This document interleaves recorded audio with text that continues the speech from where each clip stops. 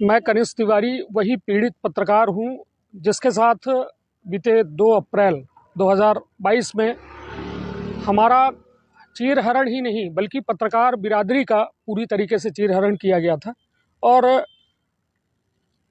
ये लगातार हम आज भी प्रताड़ित हो रहे हैं। प्रताड़ना के उस दौर की पराकाष्ठा तो हमसे पार की ही गई थी उन 17 घंटों में, जब हमें लॉकअप के अंदर बंद किया गया था, मानसिक शारीरिक हर तरीके से प्रताड़ित किया गया था। हमारी तस्वीरें वायरल करके हमें सामाजिक भी प्रताड़ित किया गया, सामाजिक सम्मान और सारी व्यवस्थाओं को बिल्कुल ख़त्म कर दिया गया। लेकिन आज 8 महीने बीत जाने के बाद भी हमारी स्थिति ये है कि हमें ना कोई सरकारी मदद है, ना कोई व्यवस्था मिली है, ना कोई सुरक्षा मिली है। लगातार धमकियां मिलती हैं कि हमारे खिलाफ जाओगे तो तुम्हारे साथ हम ऐसा कुछ करवा देंगे कि शायद तुम बयान देने लायक न बचो। हम रीवा में रहने लगे। मैं माखनलाल चतुर्वेदी संचार राष्ट्रीय विश्वविद्यालय का छात्र हूं और MA जर्नलिज्म कर रहा हूं। बार बार यहाँ से नोटिस आती है सिगरौली SP के यहाँ से कि आपको बयान देने आना है, कथन देने आना है, विभागीय जांच चल रही है। सवाल सबसे बड़ा मेरा ये है कि आखिर कितनी बार ये बयान लिए जाएंगे, कितनी बार कथन लिए जाएंगे, जबकि सारी बातें वस्तु स्थिति स्पष्ट हो चुकी है। जबकि रेडियो SP अमित सिंह खुद आए थे, पूरे मामले की जांच की थी। 6 पुलिसकर्मियों को थाना प्रभारी तत्कालीन मनोज सोनी सहित उन्होंने दोषी पाया था। हालांकि उनकी जांच में कई तरह की विसंगतियां हैं। प्रमुख आरोपियों को उन्होंने दरकिनार करके छोटे छोटे पुलिसकर्मियों को केवल उन्होंने दोषी माना और एक थाना प्रभारी को दोषी माना। पूरे मामले में आपको बता दूं कि CCTV उस दौरान चालू था। हमने खुद जो है मॉनिटर लगा हुआ था जो थाना प्रभारी के कक्ष में, उसमें देखा था कि CCTV चालू था। पूरे काले कारनामे उस CCTV में कैद थे, लेकिन जांच में वो सभी बिल्कुल दूध का दूध पानी का पानी हो जाता, इसलिए उस CCTV को पूरी तरह से नष्ट कर दिया गया। जिसलिए आज भी हम न्याय के लिए दर दर भटक रहे हैं। हमारी बातों को केवल और केवल कागजों तक लिया जाता है, जो हम कहते हैं उसे नहीं लिखा जाता। मतलब ये लिखा तो जाता है लेकिन उन पर किसी पर कार्यवाही नहीं होती। अभिषेक सिंह परिहार जो थाना प्रभारी, मैं खुद अपनी आंखों से देखा था, उस व्यक्ति ने फोटो खींची और वही फोटो पूरे सोशल मीडिया में वायरल हुई, लेकिन अभिषेक सिंह परिहार को पूरी तरह से क्लीन चिट दे दी गई।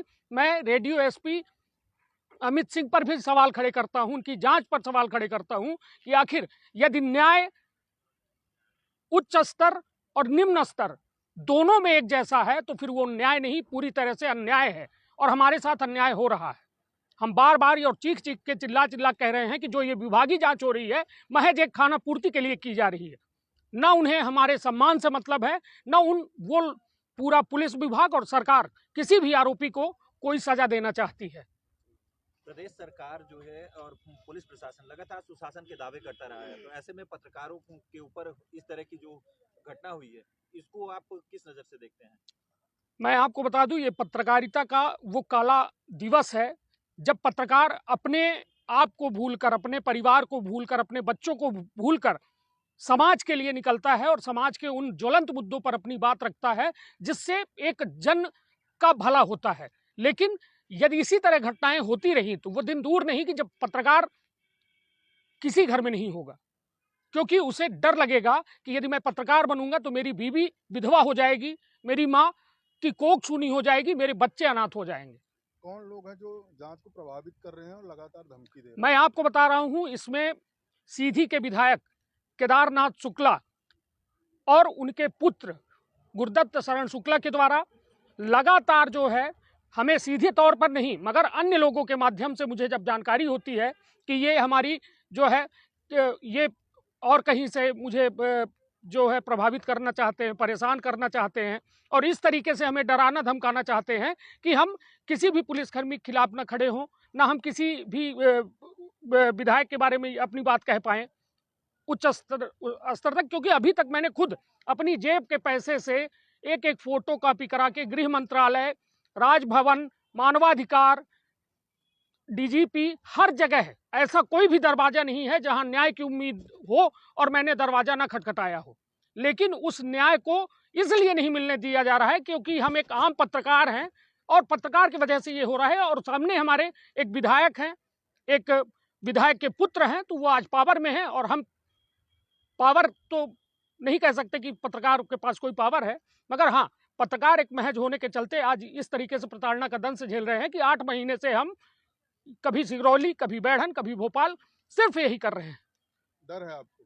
डर है क्योंकि मैं अकेला हूं, अपने घर में अकेला हूं, परिवार में अकेला हूं, और क्योंकि मेरी लड़ाई सत्ता के उन कहा जाए संरक्षकों से है जो शायद इतने पावर में है कि वो चाहे तो मुझे सड़क से ही गायब कर दे, क्योंकि यदि उन पर जब कभी बात आएगी तो मुझे पूरी तरह से नुकसान पहुंचाने का उनके द्वारा प्रयास किया जाएगा। और कई बार मैं गुहार लगा चुका हूं सिगरौली एसपी के यहाँ भी, इनको भी मैंने दिया है, एक लेटर दिया है, पत्र दिया है जो आप लोग को उपलब्ध करा दूंगा कि मेरे जान माल को खतरा है और मुझे सुरक्षा प्रदान की जाए।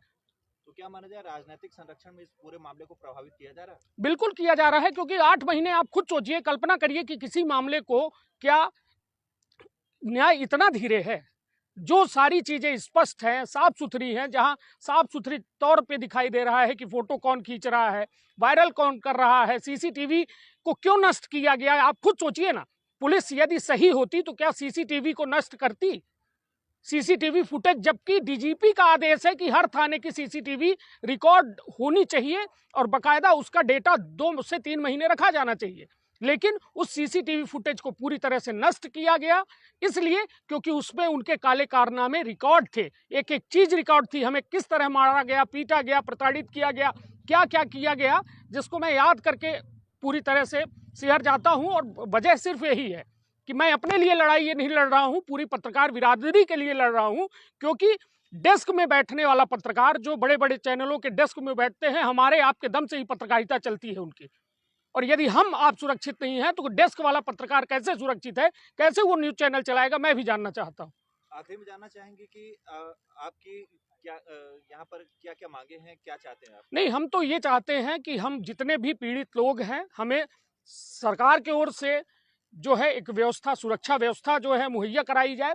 और दूसरी चीज, 2 अप्रैल और 3 अप्रैल, 2 अप्रैल की शाम 4 बजे से 3 अप्रैल के शाम 7 बजे तक के सिटी कोतवाली थाना सीधी के मोबाइल टावर में जितने फोन एक्टिवेट थे, उन सभी मोबाइलों को मंगाया जाए और उनका सबका लोकेशन निकाला जाए, और लोकेशन के साथ साथ सबके डेटा को रिकवर किया जाए कि किसने फोटो खींची, कहां वायरल की, क्या क्या हुआ।